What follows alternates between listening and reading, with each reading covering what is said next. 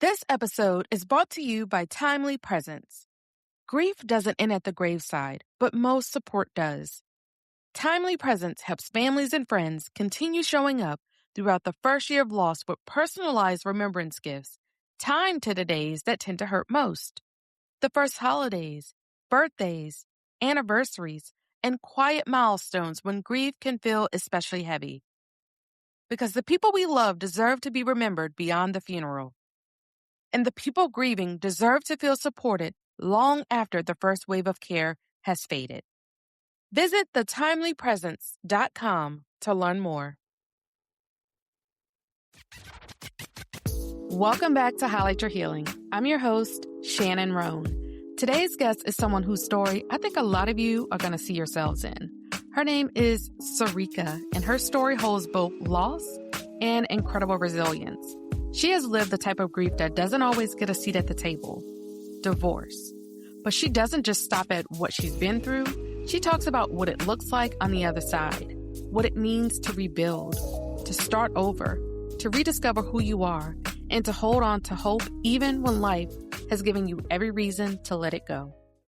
Surika, I'm so excited you're here to share your journey with us, and welcome to Highlight Your Healing. Yes, Shannon, thank you so much for having me. I'm excited to be here as well.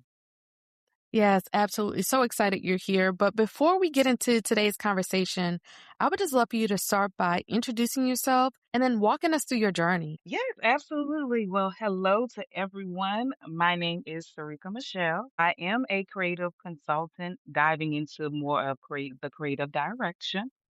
And my journey, I would say it's a little bit unique. But I would say divorce is never fun. So just with that journey alone, I would say it has been or was one of the most difficult things that I ever had to do or to even think about doing, right? But it also was a decision that I did have to ask God to fully pull me through. It was actually something that I asked Him to help me with. And I know that may sound contradictory. However, it was definitely a decision that I had to ask Him to finalize for me, if that makes sense. So especially being married for so long or being with the person for so long, you don't picture yourself, okay, well, the next thing I want to do is file for divorce. That's not something that you want to even think about. But it did get to the point to where it was either choosing myself or choosing the marriage. And after one really dark night, I decided to choose myself, which is something that I never really did my entire life. Um, that's how I started the process. I was laying in bed one day and I said to show me a date. I said, show me a date. Didn't matter what date it was, and whatever date I heard was the date that I was going to go and file. I heard January 20th, 2023. I got up, took the kids to school. I was Ubering at the time, so I was riding Uber. I didn't have a car at the time. So the family car was broken. So I Ubered my daughter to school, came back, walked my son to the bus stop, came back, changed my clothes, Ubered to where I needed to go file, and I filed, came back home, clocked on for work. So that started the process to the divorce. Thank you for sharing that. So, a lot of people, when they hear the word divorce, they don't automatically think grief, right? So, but you know that to be differently. So, how would you Correct. describe what grief actually felt like for you? Grief. So I know this may sound cliche. You may hear people say, or divorce is like a death in the family. It most definitely is like a death in the family. For me in particular, I was still living with the person. So imagine going through this type of grief or this death with the person still in your home. Having to see them, having to know that one, this obviously is not the person that you married in the beginning, but looking at him as a total stranger. But to pinpoint the exact emotion from the grief or to, I guess, make it come alive, um, it's not wanting to get up.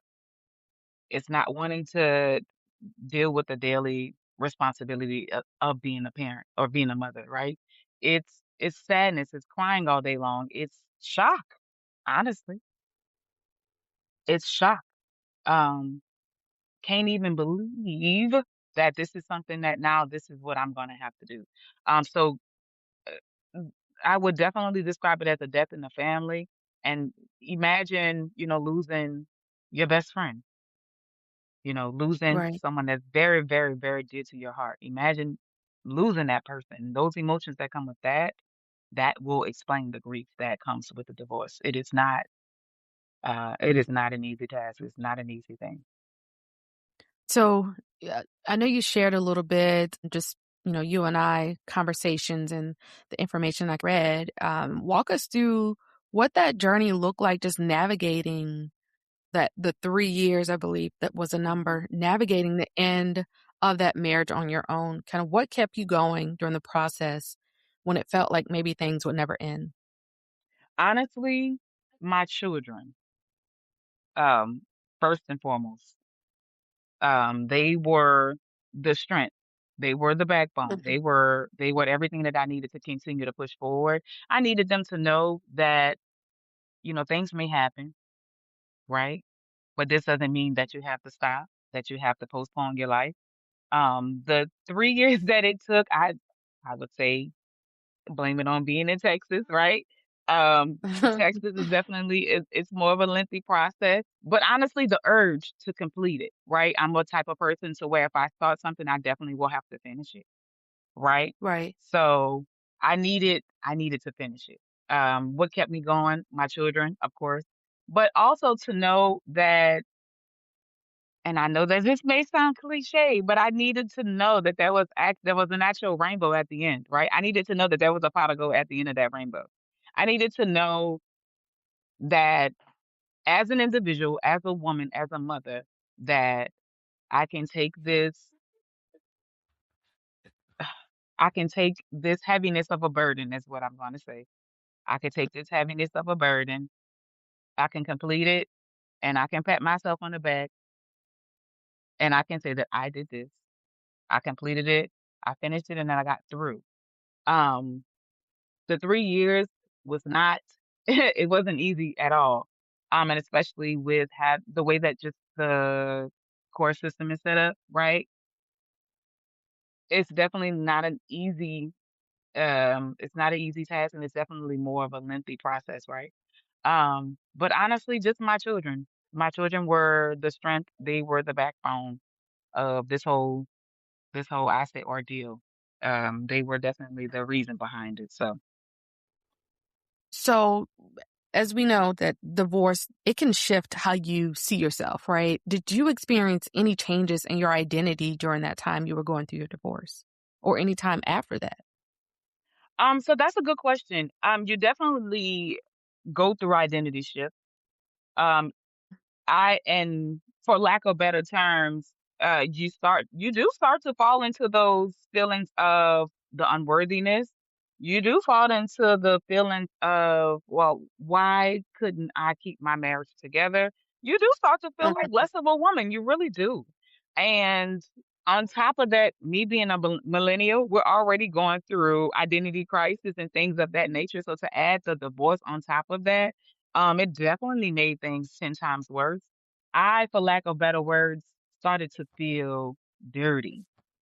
I don't know Mhm. if anyone has ever described it as that way, but having your friends, majority of your friends that are married, and then you come around and it's like you're this, you know, divorced woman, you feel dirty. You feel, for lack of better words, I say unclean, right? Because it's because, now you're this divorced woman, you're coming around and things of that nature, but um the identity, you definitely feel less than. It's a less than thing. Like you feel less of a woman, you feel unworthy, you feel like you couldn't keep your marriage together. So it's definitely definitely something that I'm still working through. Thank you for sharing that. How did you begin rebuilding your life in a way that felt true to you? Or when do you start to feel like yourself again, or even maybe a new version of yourself? Can you pinpoint a time where you started to feel like things were changing for the better for you, and you started to see yourself again or feel like yourself again? Honestly, it comes with the it comes with the transition of the time as the time passes. It comes naturally. You may see on the social media on the TV to where like as soon as you get a divorce, you're just this brand new woman. That's not necessarily the case because you still realistically, realistically, you're still dealing with the day to day of being divorced and still starting over your life with your children, right? Mhm. So I would say right now, I am starting to feel like, okay, I can do this, like, okay, the sun is brighter, I feel like the Mhm. air is clearer. But it's definitely something that happens over time. It is not something that happens automatically or immediately. Um, I would definitely say that I am starting to feel better about myself. You definitely have to talk to yourself. You definitely have to pray. And you have to rebuke and remove the negativity that does come with a divorce, right? I Right. am the type of person, I'm very optimistic, and I definitely am one of those people who look at the brighter side in everything. So I don't necessarily look at the divorce as something that's just so terrible. For me, it was Mhm. devastating. For my children, it was devastating because our little family, that's all we knew. When you're married, you don't think that it is an end to that. It's definitely not something that happens immediately.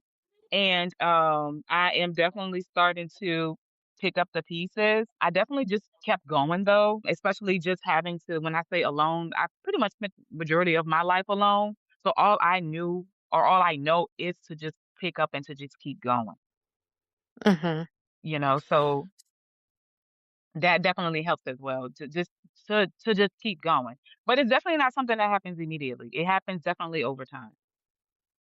So you talked a little bit about maybe some of your friends or other married couples.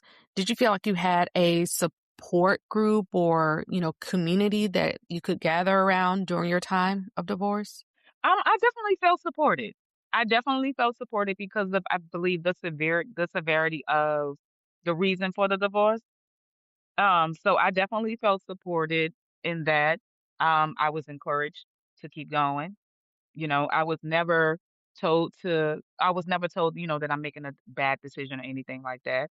I was encouraged to keep going. I was encouraged to pray, and I was encouraged to keep fighting for what I believed in, you know. And at the end of the day, I was also encouraged to also show the children that, just because one thing is ending does not mean that it's the end all be all, you know. Absolutely. So I was definitely encouraged. I definitely felt supported. Absolutely.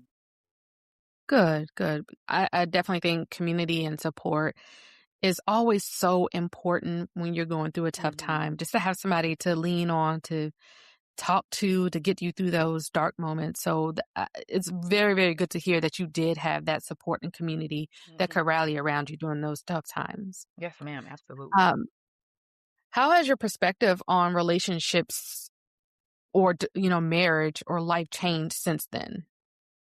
You know what? I still love love. I still support marriage. I absolutely believe that if marriage and love was done, I say correctly the first time, then ultimately believe that it probably wouldn't end in divorce. I still support it. I love love. Weddings are my absolutely favorite things to go to. So I absolutely love love. I'm a girl's girl. I love love. I support it. I support marriage. So I absolutely support it to the highest point. Absolutely. Yes, I love that you are still believing in love, right? So no matter what, the previous marriage looked like before, you still believe. Yes, absolutely. I still believe. I still believe. Because it's like you can't and listen, I've gone through the point to where I was like, okay, you know what, that's it. I thought that I was just gonna be a one and done girl, right? Mhm. I'm like in my mind, I could never give myself or give my all to someone like that ever again. So I'm just sitting here thinking, it's just gonna be me and my two children, maybe we'll get a little cat or something. My daughter wants a cat, maybe we'll get a cat. But more recently I found out that that may not be the case. You know, I have just started a new relationship, and it is, I kid you not, 100% totally different in the best way possible. So I I still love that for support you. love. I still support marriage. Dating after divorce, I support it. Absolutely. I love that for you. I love that so Thank you much. so much. Um, so just looking back, what did that season teach you about yourself? I always believe that, each season that we go through, we learn something about ourselves, right? What did that season teach you about yourself? I believe the season taught me that I was stronger than what I thought I was. I honestly didn't think that I was gonna get through it. I was petrified, to be honest with you. I was petrified because here I am, I'm thinking, you know, I'm the worst. I am about to ruin my family. I'm about to, like tear down what we built. Um, and I was honestly petrified because again, remembering that we were living together during the time. I didn't know how to tell him. I was scared out of my mind. So once I was finally able to, break the news for lack of better words, I did feel free. And then I believe once I was able to break the news, I was able to, I'm like, okay, I can do this, push forward. But I would absolutely say that this season taught me that I was stronger than what I thought I was. Because a lot of the times when you're going through something, you're like, I don't know how I'm gonna get through this. God, please help me. I don't know what I'm gonna do, how I'm gonna get through this, etc. And then you look up 3 years later and you're just like, my God. So I would honestly say that this season taught me that I am stronger, more stronger than what I thought I was, and that I literally can do anything that I put my mind to, honestly. You absolutely can. And, with prayer, I'm a person of faith as well. So I have to pray through some things. So, Absolutely. yeah. So with community, with faith, with God, you got through. Yes, absolutely. So, what would you say to someone who is currently navigating divorce and they feel just a little bit unsure about what comes next? Any advice that you would give someone as they're navigating divorce? Honestly, as a person of God, right, as a woman of faith, I would honestly say go to God first, because that's exactly what I did. I went to God first.